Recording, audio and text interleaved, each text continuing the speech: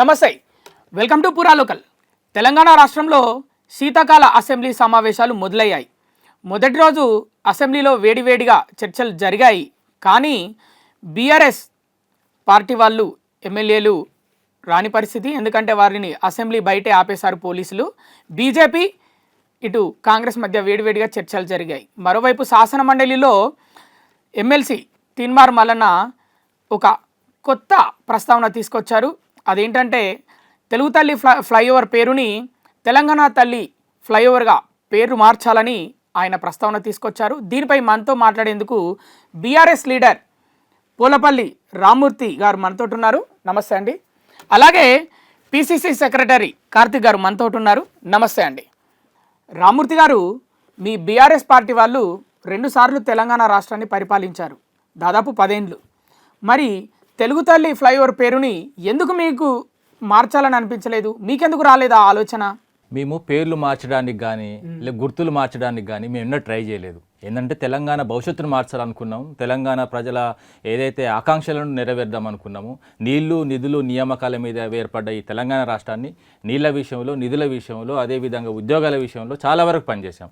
ఏదైతే ఏ ప్రభుత్వాలైనా కూడా ఏ అవకాశం వచ్చినప్పుడు వాళ్ళ అవకాశాన్ని సద్వినియోగం చేసుకొని ఆ క్రమంలో వాళ్ళు పనిచేయాలి తప్ప పాత గుర్తులు చేర్పేస్తాం, ఇది ఎట్లుంటుందంటే పాత బిందెలకు ఏదైతే సుట్లు తీసేసి కొత్తవి చేస్తాం అన్నట్టు ఇట్లా మేము బెటర్గా చేసాం. అది అంతే, కూలగొడ్డాం అంటే చెప్పేది కూలగొట్టే సెక్రటేరియట్ ప్లేస్ లో సెక్రటేరియటే కట్టాము అంతే. దానికి కానీ మేము దాన్ని కూలగొట్ట తెలుసుకోలేదు కదా. అది బెటర్ ఎందుకు మార్చాలండి? తెలుగు అందరిదే కదా భాష, తెలుగు భాష అందరిది కదా.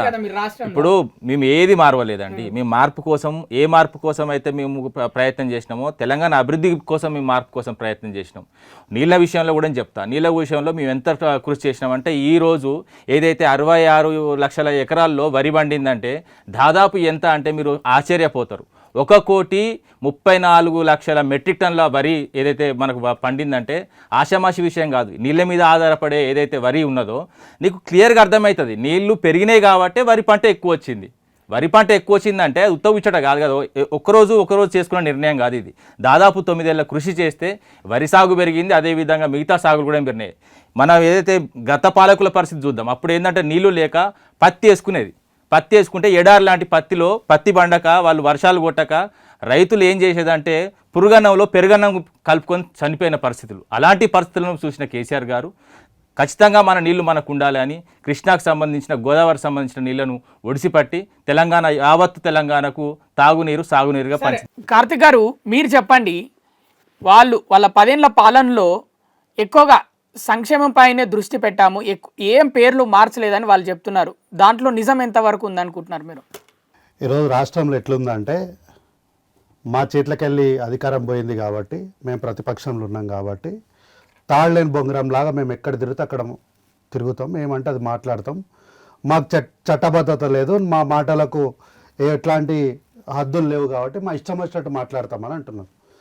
ఇంతకుముందు అన్నగారు మాట్లాడుతూ మేము మొత్తం సంక్షేమం వైపు వెళ్ళినాము, ఎక్కడ కూడా పేర్లు మార్చాలి, విధ్వంసం మా పరిస్థితి కాదు అని అన్నారు. ఆచార్య ఎన్జి రంగా యూనివర్సిటీ అని మన దగ్గర ఒకటి వ్యవసాయ క్షేత్రం యూనివర్సిటీ ఉండే, మీకు తెలుసు కదా. ఏం పేరు ఈరోజు దాని పేరు? ఏం పేరు అండి దాని పేరు? ఆచార్య ఎన్జి రంగా యూనివర్సిటీ ఉందా, నాగర్ యూనివర్సిటీ ఉందా? తర్వాత వీళ్ళు పొద్దున్న లేచి పక్క రాష్ట్రంలో ఉన్న జగన్మోహన్ రెడ్డి గారిని పిలిపించి పెద్ద గుమ్మడికాయ కొట్టించి లైన్గా నిలబడి ఫోటోలు దిగారు. తెలుసా కాళేశ్వరం ప్రాజెక్టు? ఎవరు పెట్టిన Kaleshwaram project? Doctor BR Ambedkar Sujana Sravanthi, దాని పేరు మార్చింది మీరు కాదా? ఏం చెప్తారండి మీరు? ఈరోజు వచ్చి మేము పేర్లు మార్చలేదు అని చెప్పి ఈరోజు ఏదో నీతి సూక్తులు మాట్లాడితే అయిపోతుందా?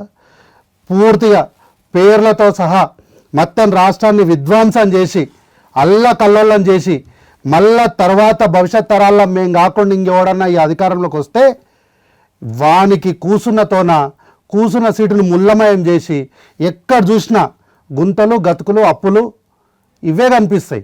అట్లాంటి పరిస్థితిని చేసి ఈరోజు మీరు వచ్చి మేమేం చేయలేదు, మేము అంతా మంచి చేసినామని ఈరోజు యూనివర్సిటీల పేర్లు మార్చినటువంటి మీరు లక్షల కోట్ల రూపాయలు పెట్టి ఈ 70% పూర్తయినటువంటి ప్రాజెక్టు పేరును మార్చినటువంటి మీరు మీరు ముందరుండే ఫ్లైఓవర్ పేరు మార్చాలన్న బేసిక్ అవగాహన లేకునిండే మీకు. కోర్స్ ఎందుకంటే ఏమైనా మీరు సెక్రటేరియట్కి వచ్చింటే ఇక్కడ ఫ్లైఓవర్ ఉంది, దీని పేరు ఇది ఉంది అని మీకు తెలుస్తుండే. మీకు తెలంగాణ పైన అవగాహనే లేదు, మీకు తెలంగాణతో సంబంధమే లేదు, మీరు ఏనాడు సెక్రటేరియట్కి వచ్చింది లేదు. మీకు ముఖ్యమంత్రి పదవి అంటే అది రాజ్యాంగబద్ధంగా ప్రజల చేత ప్రజల ద్వారా వచ్చిన పదవి కాదు.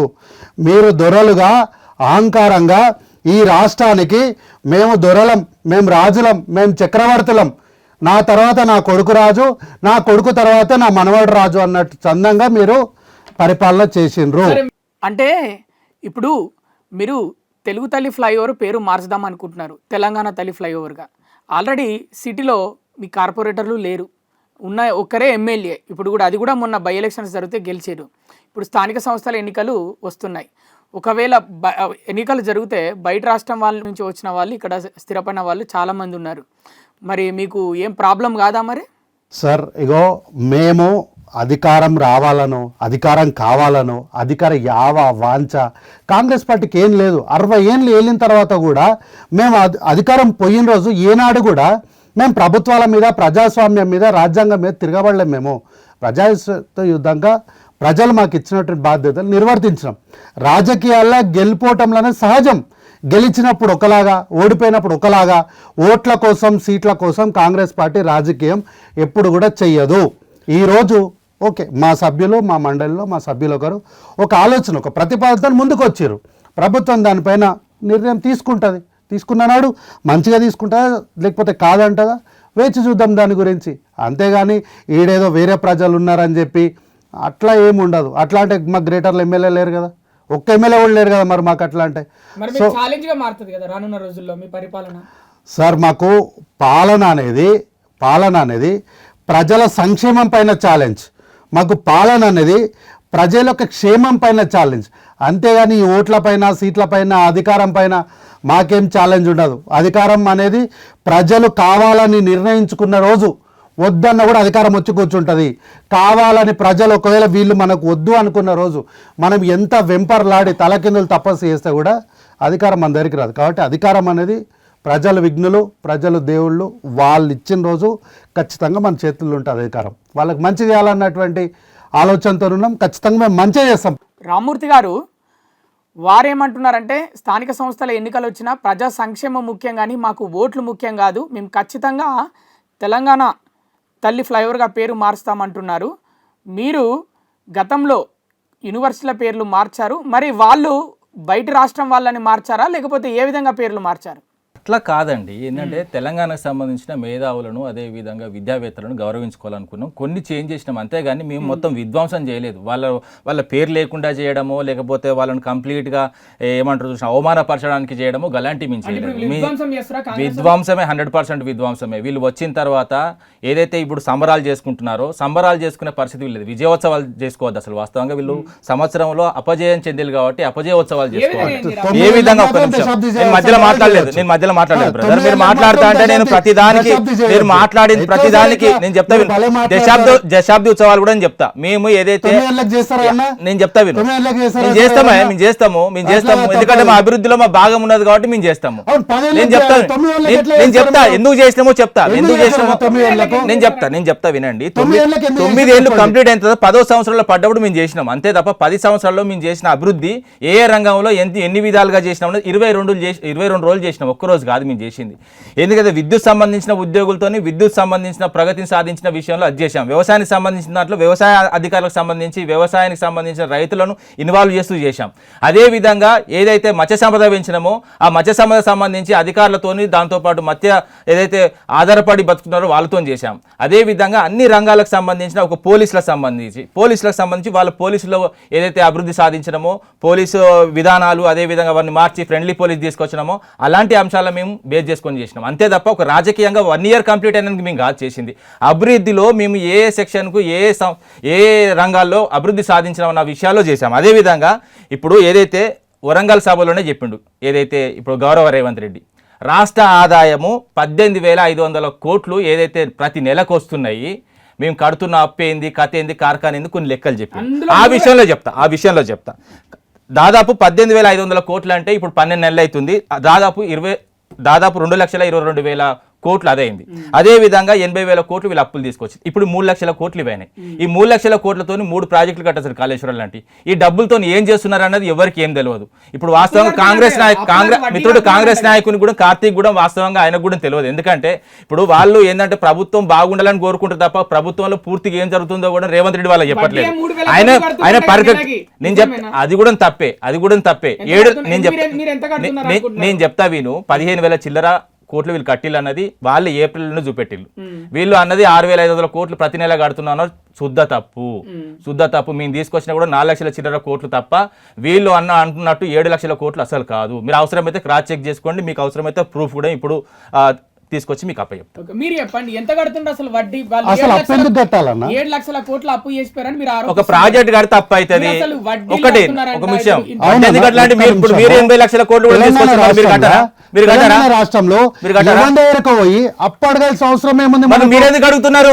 మీరు 80,000 కోట్లు తీసుకొచ్చారు.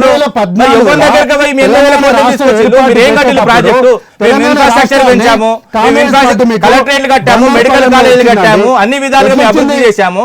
తెలంగాణలో రాష్ట్రాన్ని మీకు ఇస్తే మీరు అప్పుల పాలు చేసి దోపిడీ చేసి ఈ రోజు అప్పులు చేసి రాష్ట్రాన్ని ఎక్కడ కుక్కలు చింపిన ఇస్తరాకులకు చేసి ఈ రోజు వచ్చి మీరెందుకు చేస్తారు అప్పులను? మేమెందుకు చేస్తామండి అప్పులు? ఈ రోజు మీ వల్ల మిగులు బడ్జెట్ ఉన్నటువంటి రాష్ట్రం ఏమంటారు 3 లక్షల కోట్లు ఏమంటే కాళేశ్వరం లాంటి ప్రాజెక్టులు 3-4 కట్టొచ్చాను. వాటర్ పంప్ హౌస్లకు వాటర్లు వచ్చే ఏ ప్రాజెక్టులు మేము కట్టలేదు సార్. నాగార్జున సాగర్ మేము కట్టలేదా?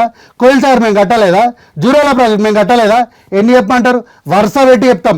రమ్మన్నట్టు లేకపోతే నేను చెప్పేది నమ్మకం లేకపోతే మీకు ఎవరైనా తీసుకొని అన్న వస్తారా, వాళ్ళ ఛానళ్ళ పెద్దోళ్ళు వస్తారో రమ్మని చెప్పండి. ప్రతి డ్యాముకు తీసుకపోతా ప్రాజెక్ట్ ఎక్కడ వాటర్ పంపులకు వాటర్ రాలేదు సార్ మేము కట్టిందా 3 లక్షల కోట్లు. నేను చెప్తా ఆదాయం రాష్ట్ర ఆదాయం 3 లక్షల కోట్లు ఇప్పుడు వీళ్ళు వేసుకున్న చప్పలతోని. అదే విధంగా రేవంత్ రెడ్డి చెప్పిన ముచ్చటే 6,500 కోట్లు ఏదైతే మేము జీతాలకు ఇస్తానో ప్రభుత్వ ఉద్యోగులకు అన్నాడు. అదే విధంగా వడ్డీ 6,500 కోట్లు అని అబద్ధం చెప్తున్నాడు. నేను చెప్పేది 1,500 కోట్లు ప్రతి నెల అని చెప్పిండు కానీ ప్రతి నెల కానీ చెల్లించలేదు. మొత్తం కలిసి 15,000 కోట్లు. ఈ మొత్తం లెస్ చేసినా కూడా నీకు 2 లక్షల కోట్లు ఉండాలి. 2 లక్షల కోట్లు ఏం చేసినావు? దాంతో ఏ ప్రాజెక్ట్ కట్టినావు? ఏం చేసినావు? పైసలు ఎడబోతున్నాయి మొత్తం కంప్లీట్గా. ప్రభుత్వంలో ఉన్న కాంట్రాక్టర్లు ఏదైతే ఖమ్మం సంబంధించిన మంత్రివర్గంలో ఉన్న ఒక వ్యక్తి, అదే విధంగా ఇక్కడ హైదరాబాద్ నల్గొండకు సంబంధించిన 2 కాంట్రాక్టర్లు డ్రా చేసుకుంటున్న డబ్బులు తప్ప ఇక్కడ ప్రజలకు ఒరిగేది ఏం లేదు. వీళ్ళు వాస్తవంగా చెప్తున్నా ఏదైతే సంవత్సరం లోపల వీళ్ళు సాధించిన ప్రగతి ఏం లేదు. ప్రగతి ఉంటే చెప్తా వినండి. ప్రగతి ఉంటే ప్రజలు సంబరాలు చేసుకోవాలి. మీరు వాళ్ళని సంబరాలు చేసుకోండి. 33 జిల్లాలకు వీళ్ళు ఎంత ఖర్చు పెట్టలేరు నిన్న? ఒక 32 జిల్లాలకు హైదరాబాద్ తీసేసి వీళ్ళు ఏం చేసిల్లంటే 32 జిల్లాలకు వీళ్ళు 1 కోటి చిల్లర ఏదైతే ఫండ్ రిలీజ్ చేసిల్లు. అదే విధంగా హైదరాబాద్కు 7 కోట్లు రిలీజ్ చేసిల్లు. నిన్న ఒక సంబరాల పేరిట వీళ్ళు దాదాపు 10 నుంచి 20 కోట్లు వీళ్ళు ఖర్చు పెట్టిల్లు. ఎవరి పైసా అండి? ఎక్కడ పైసా మొత్తం ఖజానాలో డబ్బు లేదంటే నువ్వు ఎట్లా ఖర్చు పెడతావు? ప్రతిదీ ప్రకటనే. మొత్తం హైదరాబాద్ పిల్లర్ల మొత్తం కంప్లీట్ గా ప్రకటనలే. అదే విధంగా ఏం లేకుండా ప్రకటనే. ప్రజాప్రభుత్వం కాదు, ప్రకటన ప్రభుత్వం.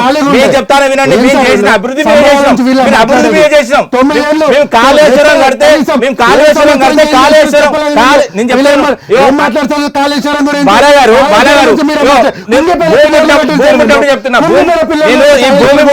చెప్తున్నా బడ్జెట్ మీద ఫ్లెక్సీలు వేసుకున్న దరిద్రులు ఒక కాంగ్రెస్ ప్రభుత్వం వాళ్ళే. ఎవరు వేసుకోలేదు ఇంతవరకు. ఏ పిల్లలకు బడ్జెట్ వేసుకుంటారా అండి? ప్రతి ప్రభుత్వం వచ్చినప్పుడు ఖచ్చితంగా సంవత్సరానికి ఒకసారి బడ్జెట్ నడుస్తుంది. బడ్జెట్ మీద కూడా వీళ్ళు మొత్తం కంప్లీట్ గా మేము అది చేసిన చెప్తా. సంబరాల గురించి యాడ్ల గురించి వీళ్ళు మాట్లాడదు బీఆర్ఎస్ వాళ్ళు. ఎందుకు చెప్పాలన్నా? ఈ యాడ్స్ గురించి సంబరాల గురించి చిట్టా బయట పెడితే మళ్ళా తెలంగాణ రాష్ట్రంలో వీళ్ళు ఎక్కడ కూడా తిరిగారు అంటున్నా. ఈ తెలంగాణ రాష్ట్రంలో ఈ రోజు తెలంగాణ రాష్ట్రంలో హైదరాబాద్ మొత్తంలో డివిజన్ కి 13 టాయిలెట్ స్టాల్స్ పెడతామని చెప్పి ఇగ్జోరా కంపెనీకి కోట్ల రూపాయలు ఇచ్చి దానిపైన వీళ్ళ కేటీఆర్ పిఏ తిరుపతి నెలకు 1 కోటి రూపాయలు సంపాదిస్తాడు యాడ్ల మీద. ఎవరికి చెప్తారు సార్ మీరు?